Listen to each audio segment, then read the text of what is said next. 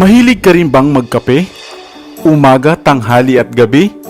Kung gayon, ay isa ka ngang certified coffee lover. Ngunit nasubukan mo na rin ba ang kape na buhat nga sa sinunog na bigas, ang sara-sara o ang tinatawag na rice coffee? Batid mo ba na hindi tulad ng pangkaraniwang kape na gusto mo, ito pala ang uri ng kape na madali lang itimpla ay nag-uumapaw pa pala sa mga sustansya. Kaya halika at alamin ang mga dulot nitong sustansya sa kalusugan natin.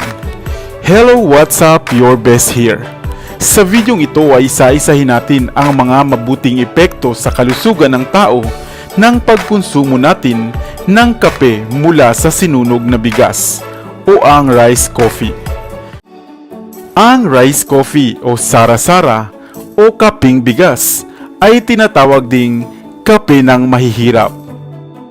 Subalit mayaman naman ito sa mga nutrisyon na kailangan natin.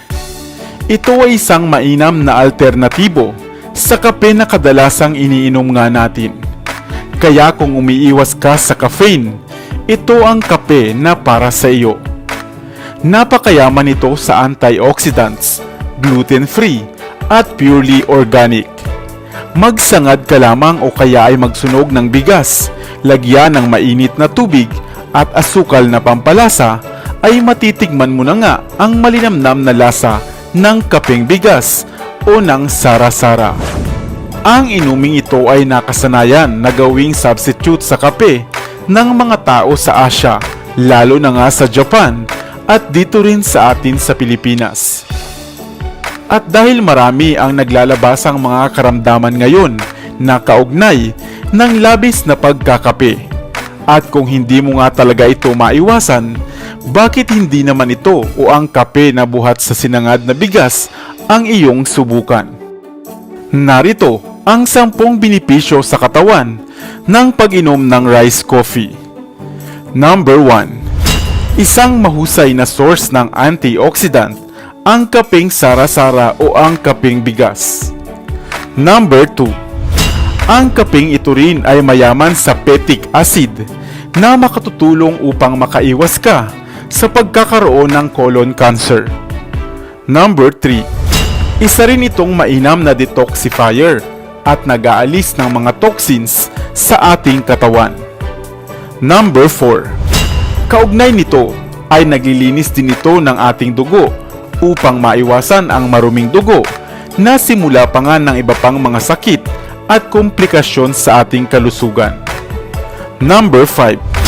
At dahil wala itong caffeine, ay madali ka ring makatutulog sa gabi kahit uminom ka pa nga nito ng hating gabi. Number 6. At kung kayo naman ay nagda-diet, talo pa nga nito ang pagkain mo ng brown rice dahil sa mga benepisyo nitong dala. Number 7. Mababa rin sa calorie ang kapeng bigas, kaya hindi ka tataba kahit mahilig ka rito. Number 8. Wala ring substance na carcinogen ang kapeng bigas, na kadalasang dahilan ng mga cancer cell o pagkakaroon ng cancer. Number 9. 100% na pure o puro ang kapeng ito at napakahusay na isama sa anumang diet na ginagawa mo sa araw-araw. At ang panghuli, number 10. Napakasarap ng kapeng bigas, lalo na nga kung ikaw ay nasa probinsya. Homemade na, ikaw ang gumawa at napakasustansya pa. Ikaw, nakatikim ka na rin ba nito? Ano ang masasabi mo sa lasa nito? At ngayon ay alam mo na rin ang mga sustansyang hatid nito.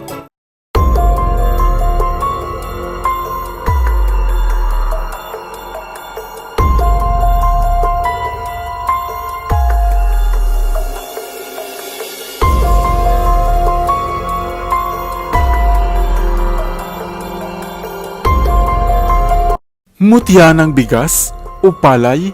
Gaano nga ba katotoo? Hello, what's up? Your best here. Sa video na ito ay pag-usapan natin ang sinasabing gamit o mutya na makukuha raw sa bigas. Ano nga ba ang mga taglay nitong bisa at paano ito makukuha. Ang bigas ay isang uri ng butil na mula sa hanay ng mga halamang damo na kung tawagin ay Oryza sativa. Malaking bahagi ng mundo ang kumukonsumo ng bigas, lalo na nga dito sa atin sa Pilipinas. Na bigas ang siyang pangunahing kinakain.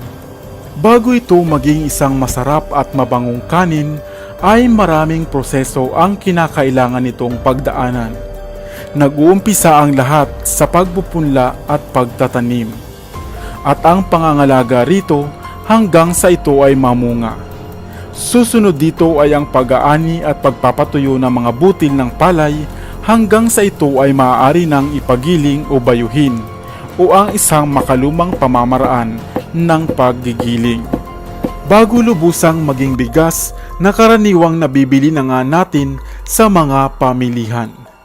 Subalit alam nyo ba na dito sa atin sa Pilipinas ay pinaniniwalaang ang bigas o palay ay nagtataglay rin ng isang mutya na kung masusumpungan at makukuha mo ay magbibigay sa iyo ito ng pambihirang lakas ng pangangatawan upang hindi ka kaagad-agad mapagod.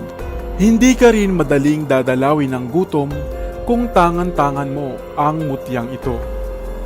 Ang mutya ng bigas ay hindi gaya ng iba pang mutya na mabisa rin sa mga negosyo at pampaswerte.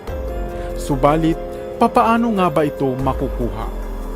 Naranasan mo na ba o naka-experience ka na makakagat ng isang matigas na butil habang kumakain ng kanin?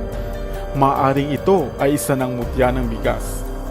Ang mutya ng bigas ay butil ng palay o bigas sa anyo ng isang bato na hindi kaagad-agad nababasag, di gaya ng pangkaraniwang butil ng bigas.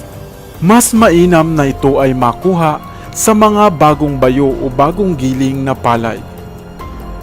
Subukan itong ilagay sa katas ng kalamansi at kapag ito ay gumalaw o bumula, may buhay ang nakuha mong mutya. Ibalot lamang ito sa pulang tela, ingatan at huwag na huwag ipagyayabang. Maaari mo itong gamitin sa pang-araw-araw na trabaho o sa pang-araw-araw na buhay. Tandaan na hindi lahat ay maaaring makasumpong ng ganitong mutya. Iyon lamang mayroong malinis na hangarin at kalooban. Hanggang dito na lamang at sana ay may bago kang natutunan sa video na ito. Dito na sa Best TV, tayo ay matuto. Utak mapuno ng bagong kaalaman. Dito na sa Best TV, tayo ay lumibot. Lihim na mundo ay ating matuklasan. Dito yan sa Best TV, dito yan sa Best TV, dito yan sa Best TV. Sapagkat lamang ang laki may alam. Dito yan sa Best TV. Tara bes, sabay-sabay tayo na matuto.